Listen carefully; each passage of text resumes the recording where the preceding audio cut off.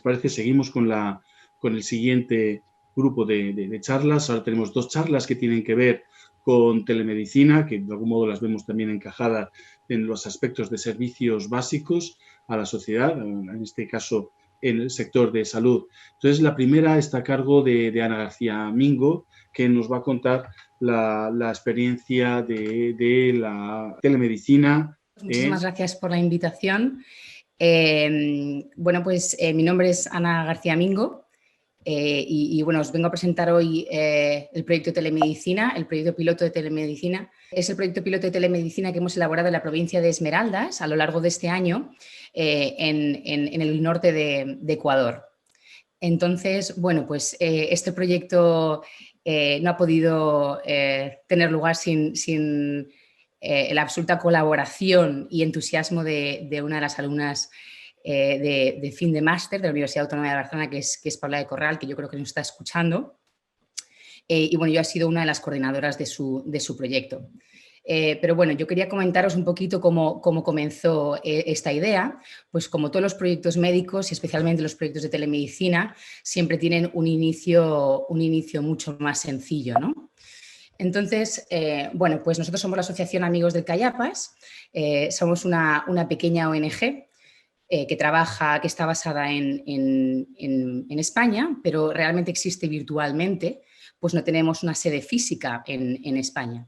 Entonces, bueno, para entender el proyecto de telemedicina, primero os quiero bueno, teletransportar a esta zona del país, que es también el fondo que tengo en el vídeo. Es una zona preciosa, una zona selvática en la costa pacífica, es una zona de ríos y, bueno, pues en el 2006 tuvimos la oportunidad de comenzar nuestras intervenciones en esta zona. En el 2006, la Organización Mundial de la Salud tenía un programa de lucha contra la oncocercosis, que no sé si os suena, es una enfermedad parasitaria que produce la ceguera de los ríos.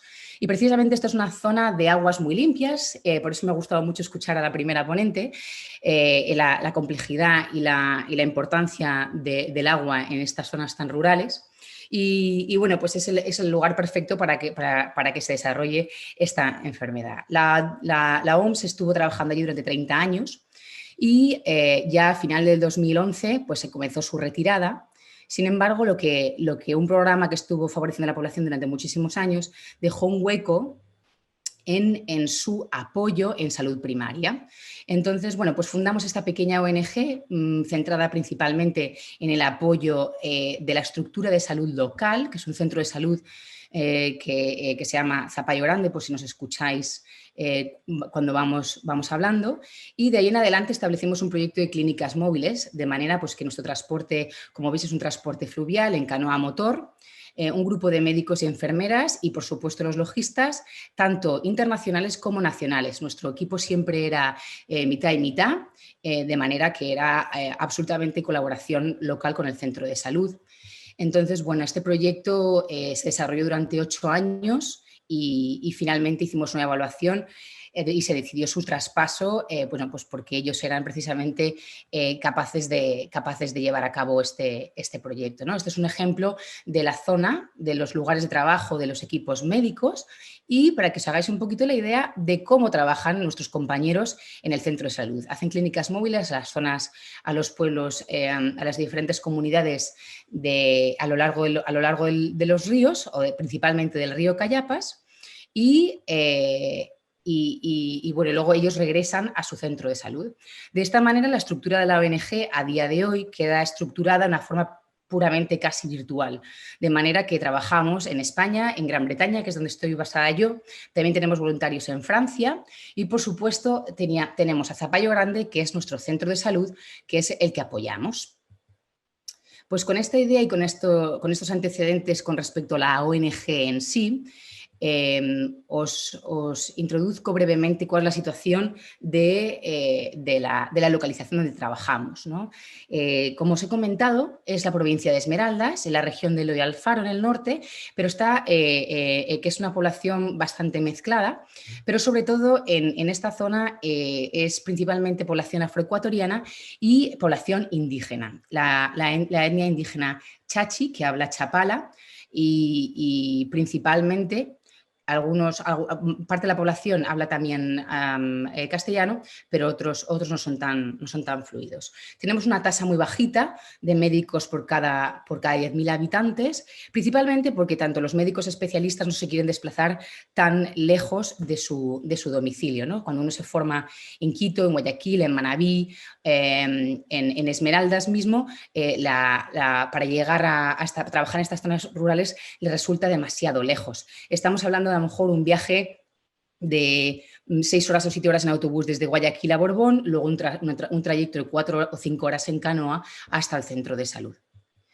Entonces, bueno, en una zona donde los especialistas son prácticamente inexistentes, hay difícil acceso a la salud y los profesionales a menudo os podéis imaginar que son sanitarios bastante jóvenes. Muchos de ellos son, yo creo que aquí muchos de los oyentes son de Latinoamérica y estarán familiarizados con el concepto del año rural que los médicos tienen que hacer cuando completan sus años en medicina.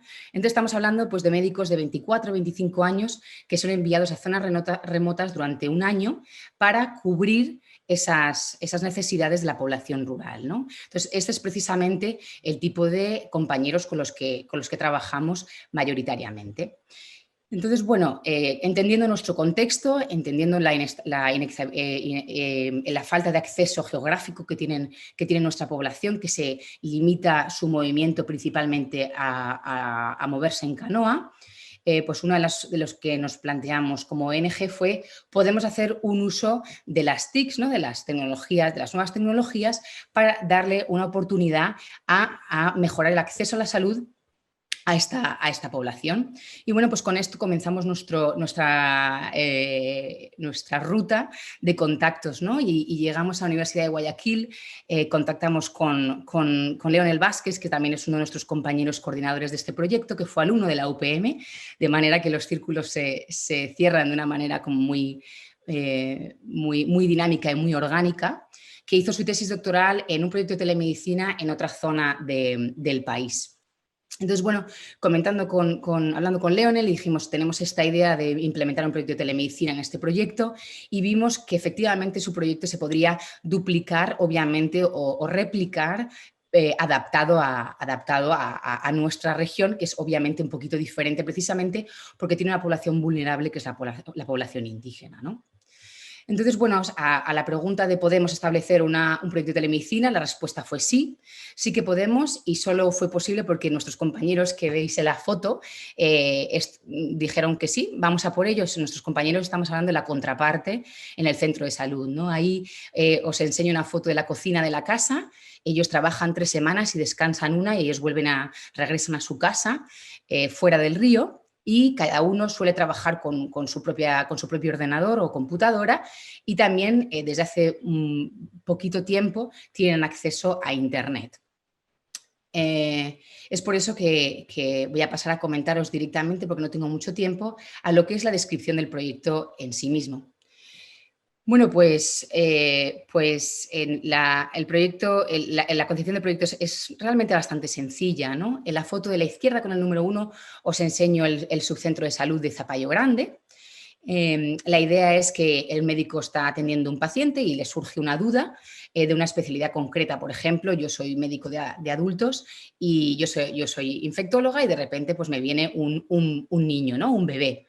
Entonces, bueno, se trata de una patología no urgente, de la cual no me siento especialmente cómoda, pero tengo tiempo para poder estudiar, para poder mirarme el caso.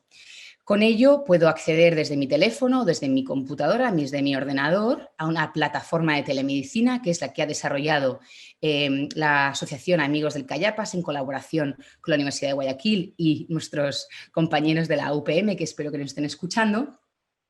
Y esta plataforma lo que hace es, de forma absolutamente anónima y con exquisita protección de datos, siguiendo las leyes internacionales de protección de datos de pacientes, bueno, pues el médico escribe lo que nosotros llamamos teleconsulta o interconsulta, con todos los datos del caso que se nos presenta, ¿no? Inmediatamente, con un sistema de correo electrónico, funcionaría como correo electrónico, pues no estamos hablando de una funcionalidad de videoconferencia para limitar las dificultades técnicas con la Internet, o sea que sería principalmente por correo electrónico.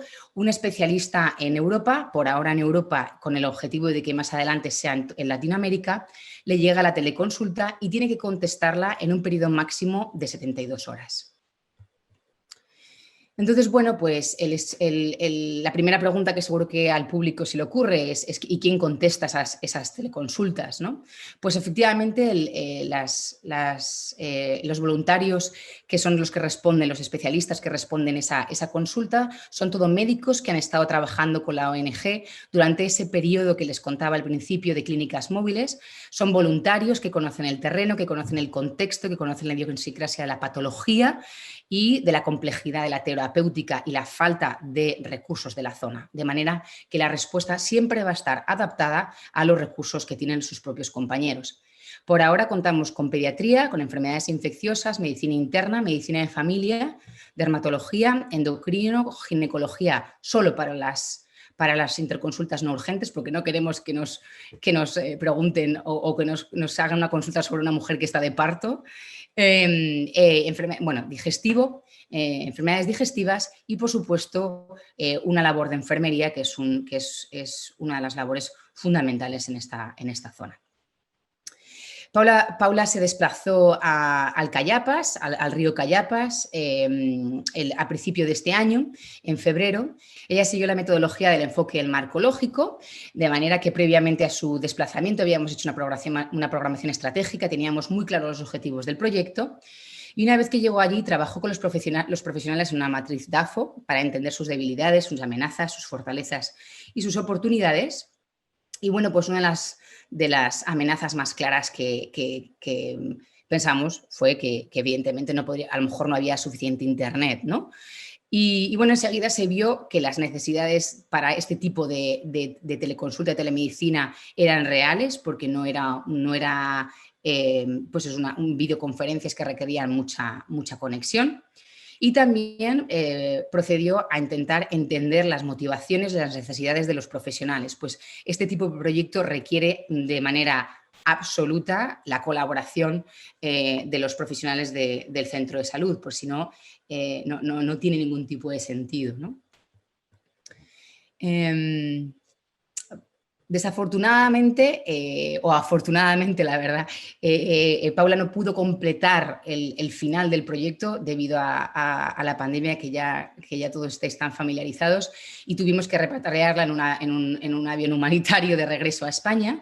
Sin embargo, esto fue una oportunidad también, precisamente, para que este proyecto tuviera un último empujón, ¿no? Precisamente porque ha demostrado la importancia de la telemedicina, la importancia de las tecnologías, y cómo este proyecto tiene aún más valor añadido, pues podríamos compartir con ellos los casos de COVID que estábamos viendo en España, que precisamente se estaban viendo antes que en Ecuador, ¿no? De manera que podíamos compartir con ellos las últimas guías que estuvieran saliendo en Europa, precisamente con la facilidad que nos da tener el compartir el mismo idioma, ¿no? Otra de los aspectos fundamentales que se trabajó al regreso fue el aspecto ético-legal de la plataforma de telemedicina, trabajando con un equipo de abogados para asegurarnos de la confidencialidad de los datos. Y bueno, pues poco a poco se continuó trabajando en el aspecto puramente técnico de la plataforma, con el caveat, que se fue, bueno, pues ha sido un poquito el cuello de botella que esta pandemia ha traído a nuestro proyecto, que no pudimos comenzar a escribir o a mandar las teleconsultas mientras ella estaba presente en el terreno, ¿no?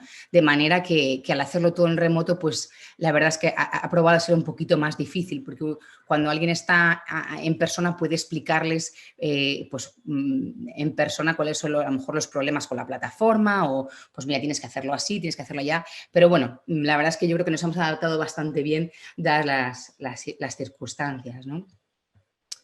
Bueno, este fue nuestro plan de contingencia, aumentar la comunicación con nuestros compañeros.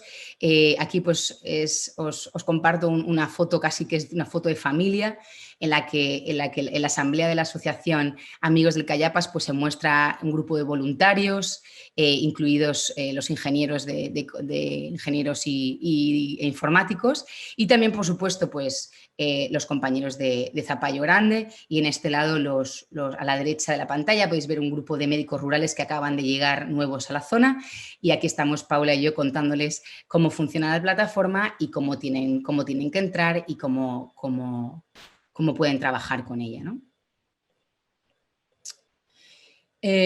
Bueno, la primera teleconsulta fue en mayo. Y bueno, podemos decir que el proyecto va lento porque precisamente por las dificultades que han tenido el equipo en el terreno, y bueno, pues entendemos que no ha sido el año más fácil, ¿no?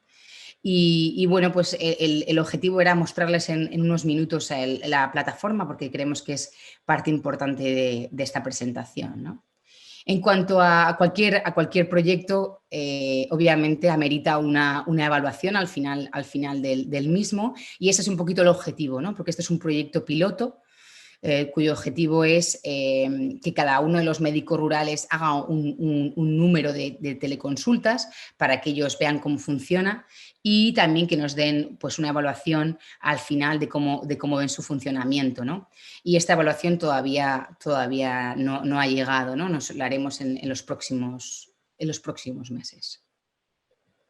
Y bueno, pues aprovecho para comentaros que ahora mismo tenemos 2 alumnas de la UPM trabajando en el perfeccionamiento del aspecto de la plataforma, ¿no?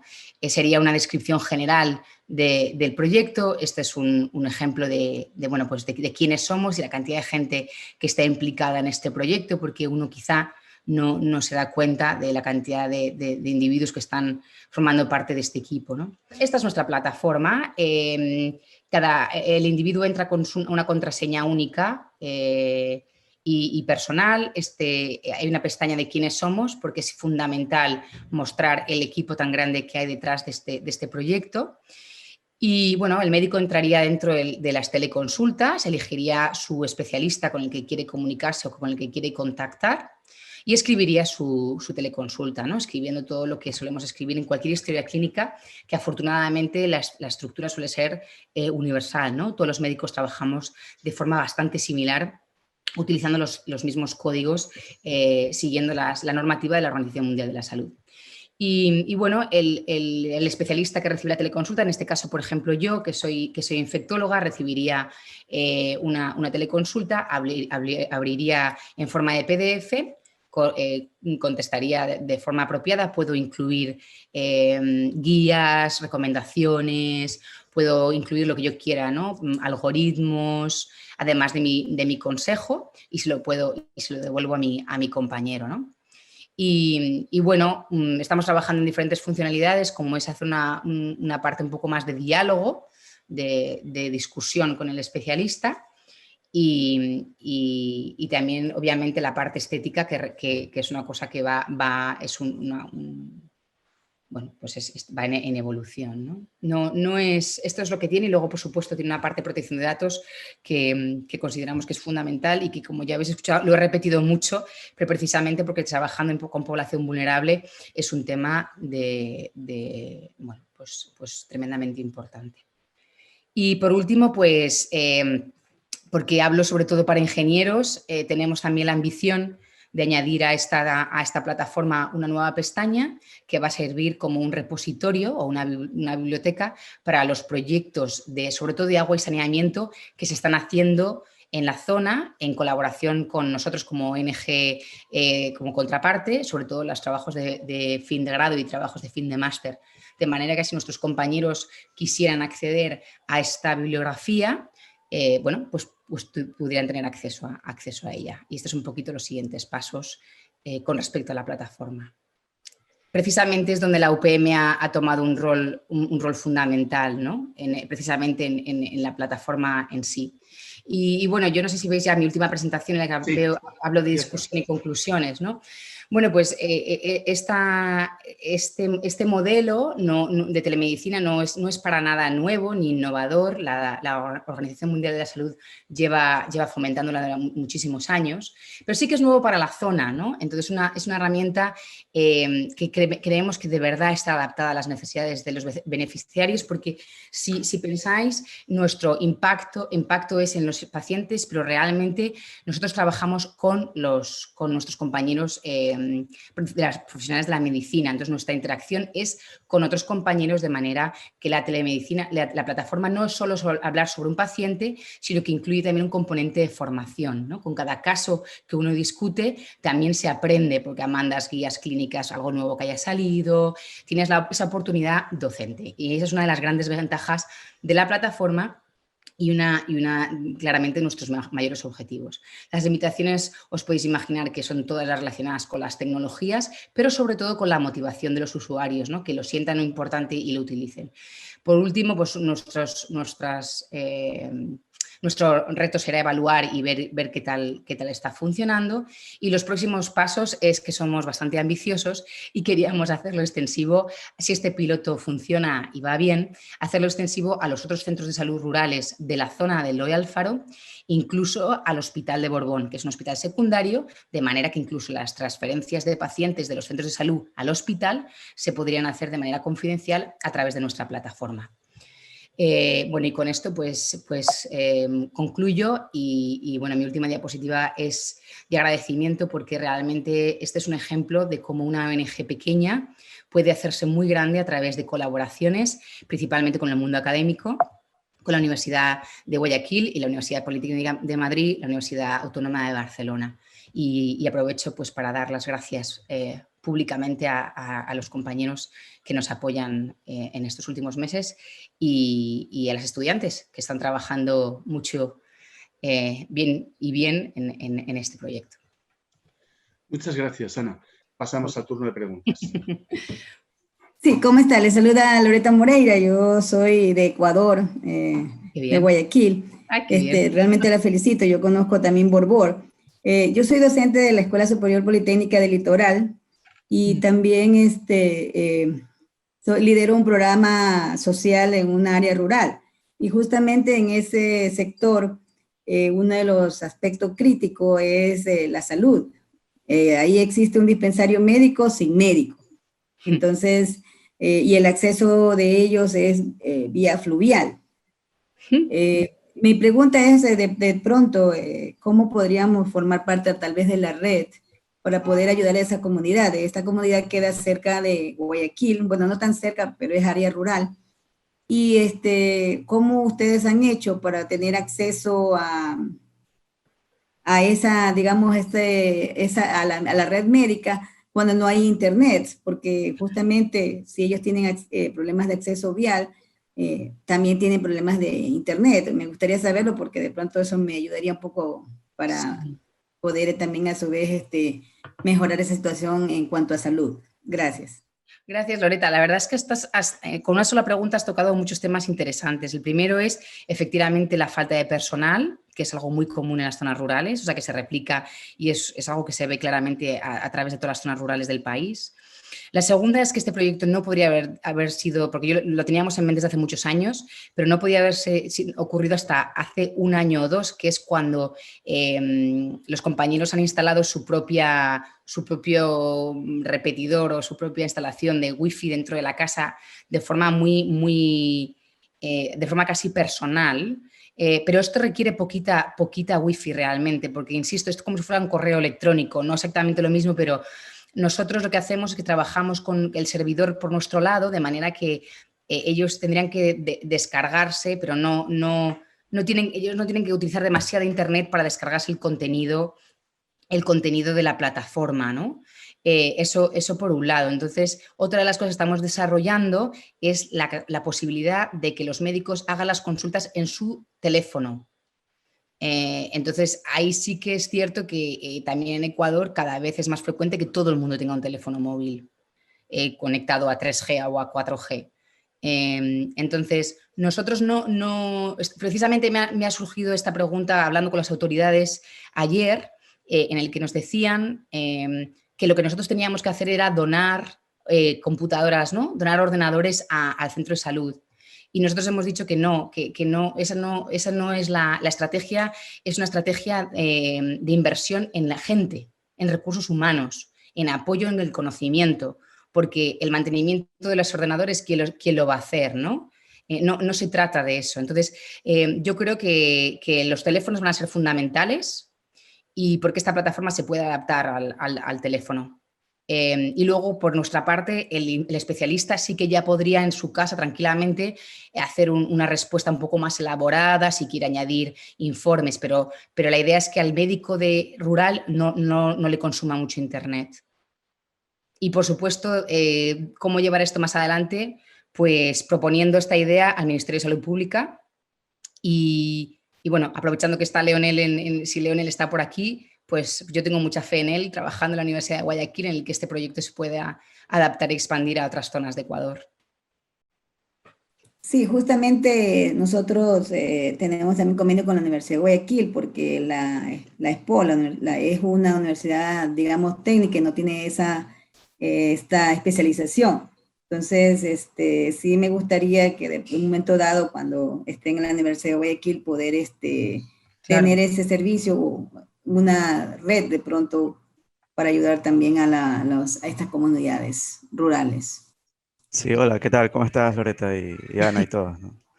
Soy Leonel Vázquez, bueno, soy graduado de la ESPOL también. Estoy dando ahorita un módulo de telemedicina en la ESPOL, así que si hay como formar un convenio o una red, como tú dices, y nada, estamos abiertos a cualquier colaboración que exista y esto masificarlo pues en todo el país.